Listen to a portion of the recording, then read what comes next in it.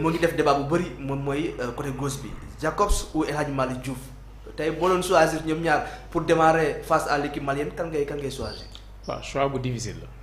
foofu choix bu difficile la 50-50 la ku si nekk ak say aptitude Diouf moo gën a am sécurité. bu dee da ngay football défense. kële moom moo ëpp vision bu dee da ngay def ay centre yoo xamante ni retrait la wala yu ni mel wala 1-2 ak Sadio Mané. donc koo ci dugal rek am na looy gagné am na looy perdre.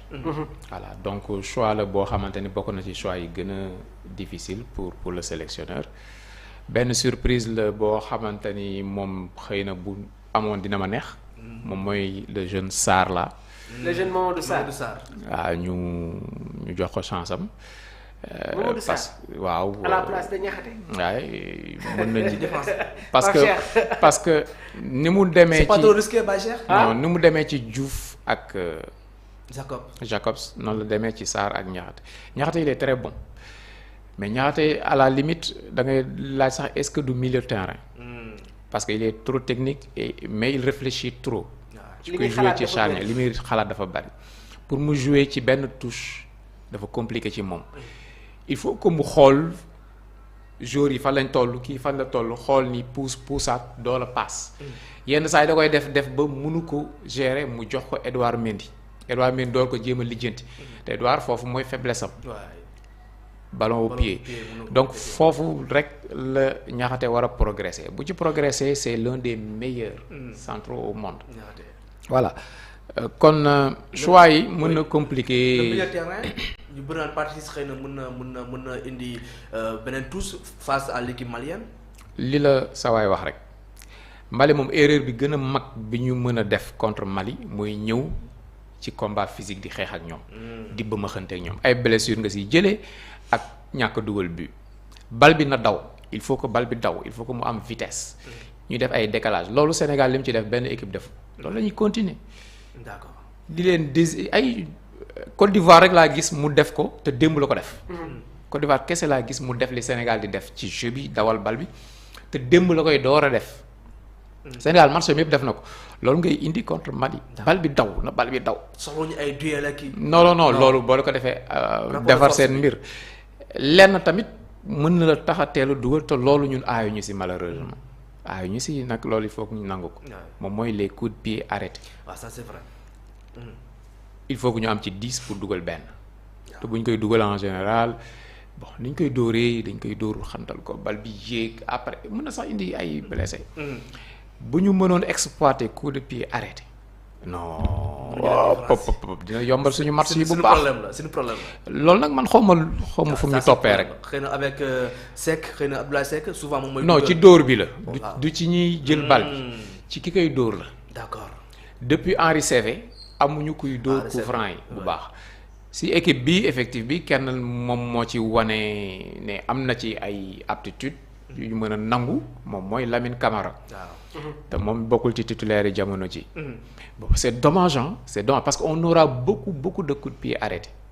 on en aura beaucoup parce que ñoom ils vont faire beaucoup de fautes. c'est vrai te malheureusement équipe yi ragaluñu def ay fautes ci kanamu Sénégal. parce que xam nañ Sénégal aayul ci côté boobu. te buñ ko mënoon dañ def différence. non buñ ko mënoon beneen affaire la. alors Maodo sànq nga ko évoqué ci li nga xam ne jëm na ci concurrence bi am entre El Hadji Malick Diouf ak Jacobs Pape Sow Baye Cheikh nee na 50-50 la. ñoom daal ñëpp ku nekk am na lu muy indi ci équipe bi la yow noo gisee boobu la concurrence foofu noonu ak kan la ñu war a am contre l'équipe malienne. waaw xam nga la suspension de El Hadji Malick Diouf. dafa distribuer waat les cartes. bien sûr ouais. parce que. Ismaël Jacobs gis nga premier match bi dafa def passe décisive. deuxième match bi ak la RDC ñu indiwaat ko. troisième match bi Pape Thiaw indi El Hadji Malick Diouf ñu ñëw contre le Soudan mu démarré loo ki nga xamante ne moom mooy Ismaël Jacobs. Ismaël jël carton jaune ci boobu les rencontres. mu xaw ko wàññi tuuti. bi Pape Thiaw defee changement yi El Hadji Malick dafa ñëw rek nekk dans le bain. te maa ngi xool l'évolution du joueur et contre le Brésil gis nga bi mu duggee. dafa am loo xamante ne daf ko indi d'abord en assise défensive laataa muy indi son aspect offensif bi mu ñëwee tamit contre le Soudan gis nga ne que il a gagné quasiment tous ses duels waaye tamit apport offensif bi indi na ko je pense que foofu comme ni ko Pape Cheikh waxee 50-50 lay doon mais face au Mali man j'aimerais voir un El Hadj Malick Diouf sur le couloir gauche. pour apport offensif. waaw parce que tamit am na loo xamante ne Pape mi ngi ko commencé woon di togg entre El Hadj Malick Diouf ak ki nga xamante ne moom mooy Sadio Mané loolu la ñu amoon diggante Sadio Mané ak Saliou Ciss donc cette complémentarité là dans les jeux de triangle dans les phases de construction dafa nekk loo xamante ne dafay am solo trop léegi nag comme ni ma la ko waxee à chaque fois que Sadio Mané utilise intérieur bi dafay bàyyi espace arrière gauche bi et en termes de précision sur les centres El Hadj Malick Diouf quoi qu'on puisse dire moo xaw a jiitu tuuti ki nga xamante ne moom mooy Ismail Jacobs léegi nag c'est l'entraîneur qui est censé faire les choix loolu dañ ko koy bàyyeel mais li wóor mooy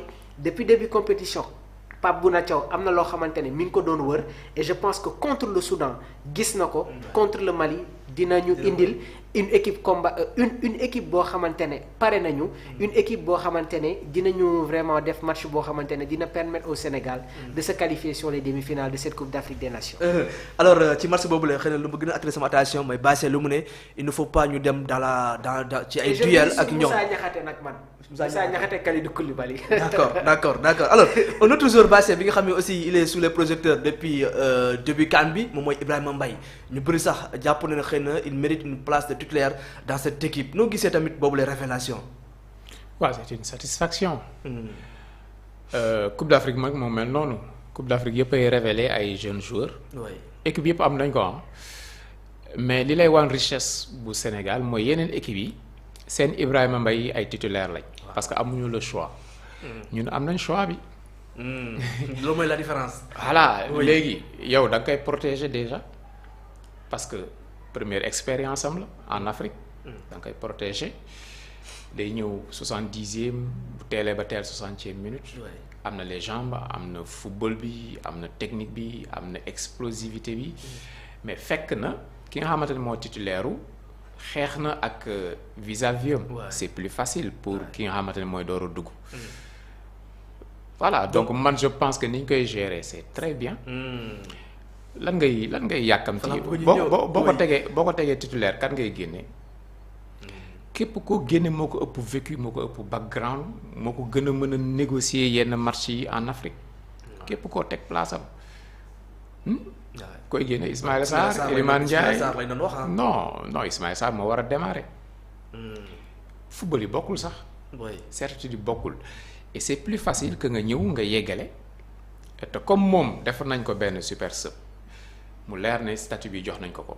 am na ñu mu teg ci banc bi ci hiérarchie bi. bien sûr am na ñu daan dugg. à la 60e minute wala 70e. Sabaly moo daan dugg souvent. wala keneen ak keneen. léegi moom mooy dugg loolu avancé la.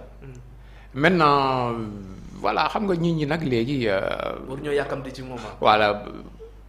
match dafa bari ay aspects dafa bari loo ciy football donc munoo jël ay fulgurance yu 5 minutes nga résumer ci match ne kii moom moo war a jouer 90 minutes yi. ok li muy def dafa baax ñëpp gis nañ ko. c'est un joueur extraordinaire. il fait partie des futurs. ñoom ñoo yore avenir u équipe nationale.